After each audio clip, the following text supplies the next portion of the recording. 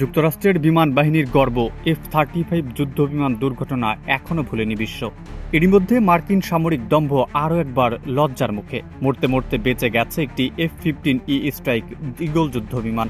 জাপানের একটি মার্কিন সামরিক স্থাপনা কাদেনা বিমান ঘাঁটিতে জরুরি অবতরণ করতে হয়েছে বিমানটিকে। আকাশযানটির পেছনের একটি চাকা না থাকায় এই পরিস্থিতি তৈরি হয়। ঘটনাটি 4 আগস্টের ভোর 6:40 দুই পাইলট চালিত বিমানযানটি দিয়েগো গার্সিয়ার সামরিক ঘাঁটি থেকে কাদেনার দিকে যাত্রা করে। চাকা না থাকায় অবতরণের সময় বিমানটির ল্যান্ডিং গিয়ার থেকে আগুন ছড়াতে দেখা যায়। বিমানে থাকা 2 বিমান সেনা অক্ষত আছেন বলে কাদেনার 18তম উইং এক বিবৃতিতে জানিয়েছে। পরে জানা গেছে চাকাটি দিয়েগো গার্সিয়ার ফ্লাইট লাইনে রয়ে গেছে। খবরটি ফাঁস হওয়ার পরপরই F-15E যুদ্ধ বিমানটির ভয়াবহ অবতরণের ছবি অনলাইনে ছড়িয়ে পড়ে। এক্সট্রিম মশার কয়েল প্ল্যান্ট ফাইবার দিয়ে তৈরি, ডেঙ্গু চিকুনগুনিয়া বাহি সহ যে কোনো মশার বিরুদ্ধে দেয় এক্সট্রিম সুরক্ষা। এমন কেন হলো তা এখনো জানা যায়নি। দুর্ঘটনাটি নিয়ে তদন্ত চলছে। ভয় পেয়ে কাদেনা বিমান ঘাঁটির সবগুলো F-15E স্ট্রাইক ঈগল পরীক্ষা করা হচ্ছে। যুদ্ধবিমানের চাকা হারিয়ে যাওয়ার মতো ভয়াবহ ঘটনা নজিরবিহীন। তারপরও বিমানটিকে অবতরণ করাতে পারায় বিশেষজ্ঞরা বিমান সেনাদের প্রশংসায় ভাসাচ্ছে।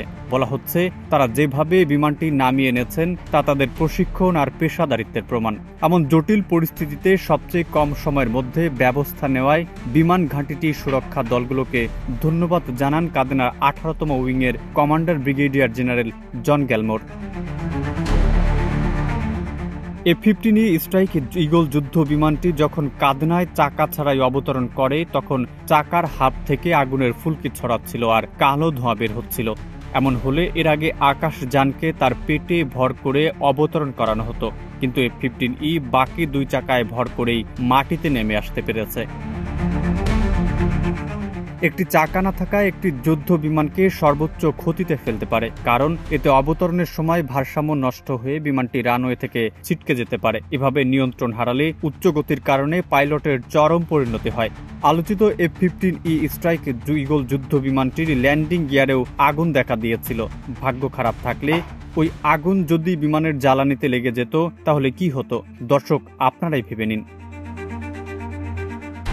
ল্যান্ডিং গিয়ারের ত্রুটির কারণে F-15E যুদ্ধবিমানের দুর্ঘটনার খবর আগেও পাওয়া গেছে, কিন্তু কাদেনায় এবারের ঘটনাটি বেসামরিক নাগরিকদের উদ্বেগও বাড়িয়েছে। এর আগে 2023 সালের নভেম্বরে যখন কাদেনা যাওয়ার পথে ইয়াকুশিমা দ্বীপের কাছে একটি CV-22B আসপ্রে বিধ্বস্ত হয়। দুর্ঘটনায় 8 জন বিমানকর্মী নিহত হন।